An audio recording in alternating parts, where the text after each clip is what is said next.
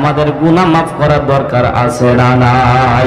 আল্লাহর কসম করে বলি, এ মুসলমান, এত বড় কথা আমি হারুন রশিদ দিনাজপুরি বলার সামর্থ্য নাই। শুধুমাত্র আল্লাহ গ্যারান্টি দিচ্ছেন বলে আমি দিচ্ছি। আল্লাহ রাব্বুল আলামিন আলোচ্য আয়াতের ভিতরে এমন সুন্দর করে মুসলমানদেরকে বলতেছেন, নর এবং নারীদেরকে আল্লাহ রাব্বুল আলামিন দুইটা পয়েন্টের উপরে কথা বলবো ভাই। এই দুইটা পয়েন্টের আলোকে যদি আপনি তাওবা করতে পারেন, আল্লাহ আপনার জিন্দেগির তামাম গুনাহ মাফ করে দিবে। জোরে বলেন সুবহানাল্লাহ। জিজ্ঞাসা করতে চাই মুসলমান, আমরা যে তাওবা করি, তাওবা কবুল হয় কি হয় না এটা কি আমরা দেখতে পাই? জোরে বলেন না কেন?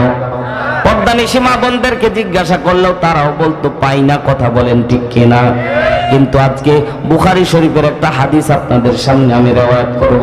এই হাদিসের ভিতরে আল্লাহর নবী আপনাদের মতো জিজ্ঞাসা করতেছেন, সাহাবীরা শোনো, তোমরা যে তাওবা করতেছো, তাওবা কি কবুল হয় তোমরা কি জানো?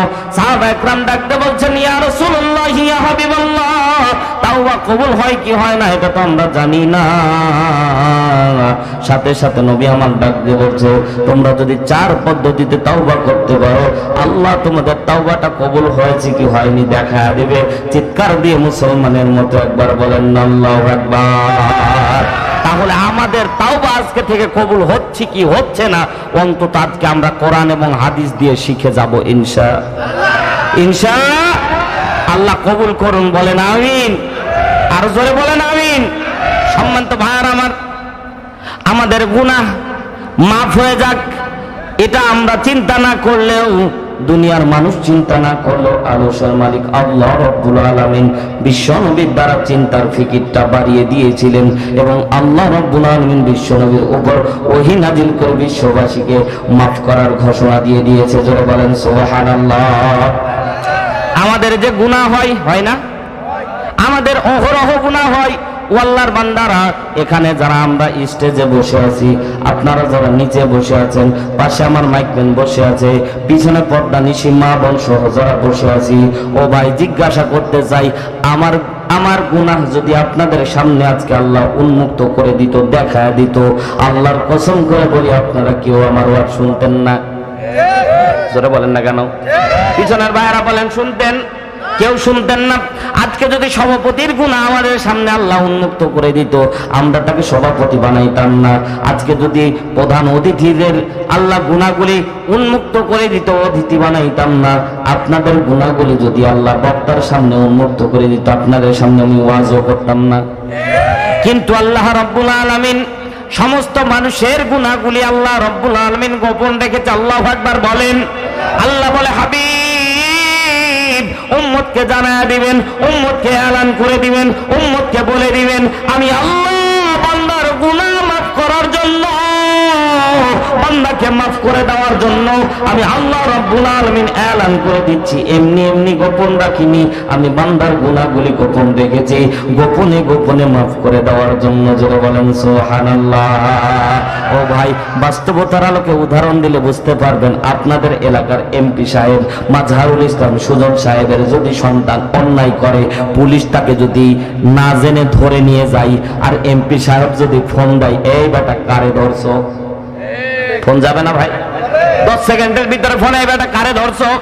কয় হুজুর, কয় স্যার এনা অপরাধ করেছে, বলে ওটা আমার ছেলে।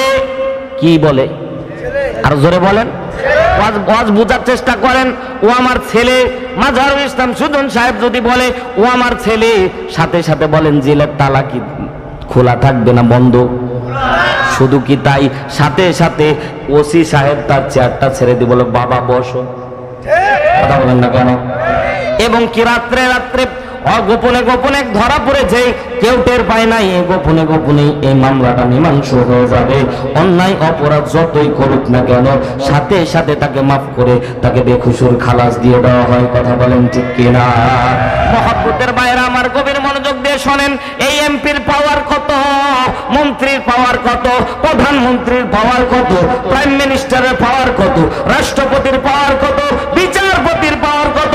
আমার আল্লাহ ডাক দেবার হাবিব উম্মতকে এলান করে দিবেন, উম্মতকে জানায় দিবেন। তাও তো সাধারণ মানুষ যদি মাফ করে গোপনে বান্দাকে যদি থানা থেকে নিয়ে আসতে পারে, আমি আল্লাহ বান্দা শুধুমাত্র তাওবা করে আমার আল্লাহকে একবার আল্লাহ বলে ডাক দেয়, আমি আল্লাহ বান্দার জিন্দেগি এমন করে মাফ করব, দুনিয়ার কেউ টের পাবে না, দুনিয়ার কেউ টের পাবে না, এবং ফেরেশতারা পর্যন্ত তার টের পাবে না। যারা বলেন সুবহানাল্লাহ। সম্মানিত ভাইরা আমার, বিশ্বনবী সাল্লাল্লাহু আলাইহি ওয়াসাল্লাম একদিন সারা দিন মনের মাঝে একটা ফিকির কাজ করতেছে, কিয়ামতের দিন আমার উম্মতরা যদি অন্যান্য নবীর উম্মতের সামনে দিয়ে জাহান্নামে চলে যায় তাহলে তো বড় বিপদ হয়ে যাবে, আমার সম্মান কমে যাবে, আমার ইজ্জত কমে যাবে। ও আল্লাহর বান্দারা, জিজ্ঞাসা করতে চাই, আজকে যদি আমরা 5 ভাই, এক মায়ের সন্তান, 5 ভাই যদি দাঁড়ায় থাকি আর এক ভাই যদি বোমা বিস্ফোরণ করতে গিয়ে ধরা পড়ে, ও ভাই বলেন দেখি আর 4 ভাই কি তার পরিচয় দেবে? জোরে বলেন না কেন? কিয়ামতের দিন এমন দৃশ্য তৈরি হয়ে যাবে, যখন বান্দা আটক পড়ে যাবে, বান্দার আমলনামা যখন বাম হাতে চলে আসবে, সাথে সাথে বান্দার আপনজন, পরিবার পরিজন সবাই বিচ্ছেদ হয়ে যাবে। ডাক দিয়ে বলা হবে, বাবার সামনে সন্তান যাবে, বাবা বলবে দুনিয়ার মধ্যে কোনো সন্তান ছিল না। মায়ের সামনে যাবে, মা বলবে আমি তো বিয়েই করি নাই, আমার সন্তান আসলো কোত্থেকে? এমন একটা পরিবেশ পরিস্থিতি তৈরি হয়ে যাবে। আমার নবী ডাক দিয়ে বলা, এমন সময় লক্ষ উম্মতের সামনে, লক্ষ নবীর সামনে আমার উম্মতদেরকে পিঠায় পিঠায় জাহান্নামের মধ্যে নিয়ে যাওয়া হবে। ও আল্লাহ, এই দৃশ্য যদি আমি নবী দেখি তাহলে কিন্তু আমার মায়া লাগবে, তাহলে কিন্তু আমার দয়া তৈরি হয়ে যাবে। ও আল্লাহ, আমার কলিজার মধ্যে দাগ লাগবে। চিৎকার দিয়ে বলেন আল্লাহু আকবার। নবী আমার আপনার জন্য কান্না করে। এ ভাইরা আমার আগের বক্তা মুফতি মাইনুদ্দিন আল মাদানী সাহেব বলেছিলেন, বিশ্বনবী উম্মতের মায়ায় মরার পরেও, মরার সময় বিশ্বনবী দুনিয়ার কারো কথা বলে নাই। 1 নাম্বার কথা বলেছিলেন নামাজ সম্পর্কে, 2 নাম্বার কথা বলেছিলেন উম্মতি সম্পর্কে। জোরে বলেন সুবহানাল্লাহ। বিশ্বনবী 24টা ঘন্টা আপনাকে আমাকে নিয়ে চিন্তা করে, আর আপনি আমি নবীকে কষ্ট দেওয়ার জন্য বসে থাকি। কথা বলেন ঠিক কিনা? মুসলমান ভাইরা আমার, যদি আমার নবীকে আপনি ইচ্ছাই হোক অনিচ্ছাই হোক যদি আপনি কষ্ট দিয়ে থাকেন, আল্লাহর কসম করে বলি ভাই, আল্লাহর নবীকে কষ্ট দিলে জান্নাত পাওয়া যায় না। আল্লাহর নবীকে কষ্ট